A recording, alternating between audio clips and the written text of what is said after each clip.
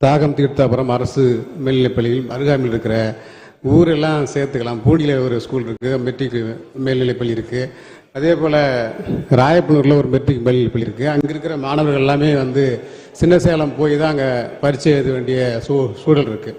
சின்ன சேலத்துக்கு நம்ம தியாகம் தீர்த்தாபுரம் கிட்டத்தட்ட 11 கிலோமீட்டருக்கு மேலே இருக்குது. அங்கே போக்குவரத்து சிக்கல் இருக்குது. மாணவர்கள் இங்கிருந்து கொண்டு போய் படிக்க வைக்கிறதுக்கு அங்கே இருக்க சுற்றுச்சூழல் பாதிப்பு இருக்குது. நிறைய பின்தங்கிய பகுதி. அதனால மாண்புமிகு அமைச்சர் அவர்கள் அவசியம் குறித்து அந்த தலைமை ஆசிரியரே அந்த பகுதியில் காம்பவுண்ட் சுவர் இல்லைன்றதால அந்த வேலி அவரே சொந்த செலவில் அவர் கம்பி வேலி போட்டு அதுக்கான கட்டமைப்பை மேம்படுத்துது. எப்படியாவது இந்த பள்ளியில் பொதுத் தேர்வு மையத்தை அங்கே ஆரம்பிக்கணுன்றதுக்கான முயற்சி மேற்கொண்டிருக்கிறாங்க. பள்ளி வளாகத்தில் போன ஆண்டு 2024 கூட ஆய்வுக்கு மேற்கொண்டு போய் பார்த்துருக்குறாங்க. 2013 மாண்புமிகு அம்மா அவர்களின் ஆட்சி காலத்தில் தான் அந்த பள்ளி அப்கிரேடா அந்த தரம் உயர்த்தப்பட்டது. அதே போல் அமைச்சர் ஐயா அவர்கள் இதுவரை இந்த 4 ஆண்டு காலத்தில் எதுவும் அப்கிரேடா மாறின மாதிரி தெரியல. நிறைய பள்ளிகள் இன்னொரு கேள்வி இருக்கு. முயற்சி அந்த பள்ளிக்கு மிக அவசியமாக பொதுத் தேர்வு எழுதுவதற்கான ஆவணம் செய்து கொடுக்குமாறு மாண்புமிகு அமைச்சர் அவர்களை பேரவைத் தலைவர் வாயிலாக கேட்டமைக்கிறேன். மாண்புமிகு அமைச்சர். மாண்புமிகு பேரவைத் தலைவர்களே, மாண்புமிகு சட்டமன்ற உறுப்பினர் மாணவருடைய நலன் சார்ந்த அந்த கேள்விக்கார பட் ஆனால் அந்த சில வழிமுறைகள் என்று பார்க்கும்போது குறிப்பாக 10ஆம் வகுப்பு பயிலும் மாணவர்கள் எண்ணிக்கை குறைந்தபட்சம் ஒரு 100ஆக இருக்க வேண்டும். குறைந்தபட்சம் 10 கிலோமீட்டர் சுற்றளவில் தேர்வு மையங்கள் இயங்கக்கூடாது. சார்ந்த அரசு மேல்நிலைப் பள்ளி அருகில் 8 கிலோமீட்டர் தொலைவில் போதிய உட்கட்டமைப்பு வசதியுடன் 3 தேர்வு மையங்கள் செயல்பட்டு வருகின்றன. குறிப்பாக பார்த்தீங்கன்னா அவங்க சொல்ற மாதிரி 54 ஸ்டூடெண்ட்ஸ் தான் இருக்கிறாங்க. அது இந்த ஆண்டு அதை இன்னும் அதிகப்படுத்துவதற்கு துறை சார்பாக எங்களுடைய முயற்சியை கண்டிப்பாக நாங்கள் எடுப்போம். அப்படி எடுக்கும்பொழுது அது 100ஆக வரும்பொழுது குறைந்தபட்சம் ஒரு 100 பேர் இருந்தாங்கன்னு சொன்னால் புதிய தேர்வு மையம் அமைப்பதற்கான அந்த சாத்தியக்கூறுகளை குறிப்பாக ஒரு தேர்வு மையம் அமைக்கும்போது அங்கே இருக்கை வசதி எப்படி இருக்கு, அங்கே கழிவறை வசதி எப்படி இருக்கு, இட வசதி எப்படி இருக்குது, இதெல்லாம் எங்களோட டிஓ பிஓஎஸ் மூலமாக நாங்கள் கருத்துரு பெற்று அது மூலமாக அதை நாங்கள் செய்யணும். கண்டிப்பாக இந்த ஆண்டு 100 மாணவர்கள் மேல் எண்ணிக்கையை நாங்கள் அதிகப்படுத்தும் பொழுது நீங்கள் சொன்ன இந்த தாகம் தீர்த்தாபுரத்துடைய தாகத்தை கண்டிப்பாக நாங்கள் தீர்ப்போம் என்பதை நான் தெரிவித்துக் கொள்கின்றேன். மாண்புமிகு உறுப்பினர் செந்தில்குமார்.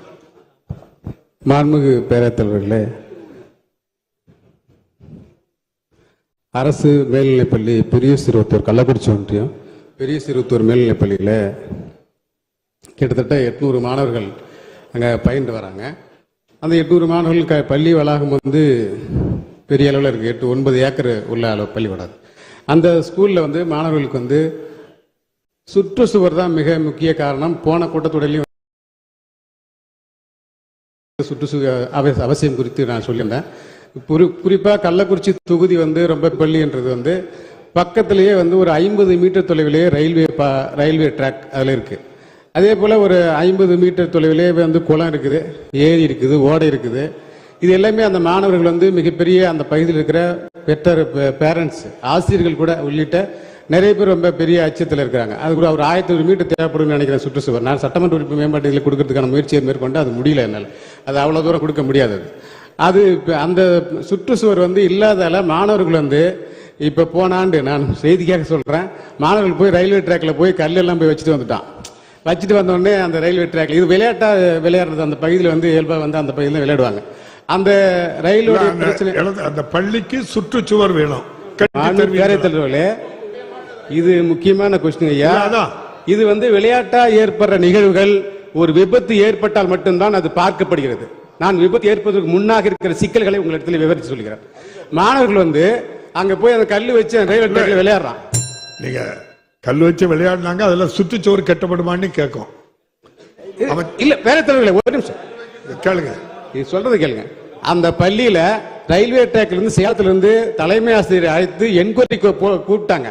அதுக்கப்புறம் மாணவர்கள் மாணவர்களுக்காக தலைமை ஆசிரியர்கள் அங்கே போயிட்டு அது சம்பந்தமா அதை என்கொயரி போய் அதை பார்த்து இல்லை மாணவர்களை நான் கட்டுப்படுத்துறேன்னு சொல்லி அந்த அளவுக்கு அங்கான ஒரு பிரச்சனை சிக்கல் விவாதம் ஏற்பட்டுச்சு.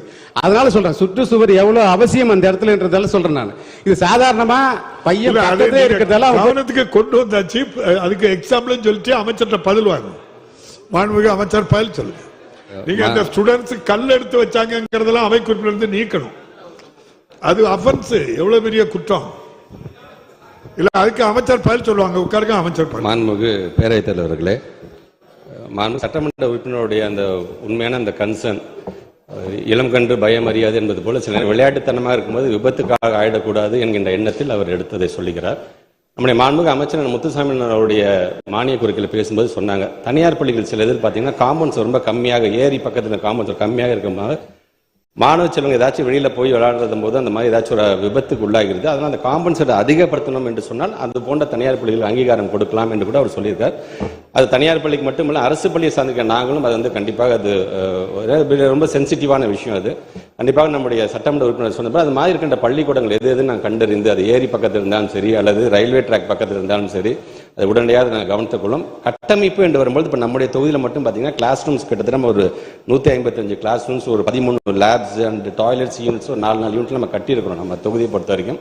அதில் அந்த சுற்றுச்சூழல் வரும்பொழுது இந்த ஆண்டு காலம் ஒதுக்கப்பட்டிருக்கிற இந்த 1000 கோடி ரூபாய் நிதியிலிருந்து ஃபர்ஸ்ட் ப்ரிஃபரன்ஸாக உங்களுக்கு நாங்கள் கொடுக்கணும். நீங்கள் சொன்ன prevention is better then cure மாதிரி ஒரு தவறு நடக்காததுக்கு முன்பு அதை நம்ம தடுக்க வேண்டும் என்கின்ற நீதியில் சொல்லி கண்டிப்பாக அது இந்த ஆண்டே அதை செய்து தருவதற்கான எல்லா முயற்சியும் நாங்கள் ஏற்படும் என்பதை பேரவைத் தலைவராக சட்டமன்ற உறுப்பினர் தெரிவித்துள்ளோம். 218 மாண்புமிகு உறுப்பினர் சு. ரவி, மாண்புமிகு பிற்படுத்தப்பட்டோர் நலத்துறை அமைச்சர் அவர்கள்.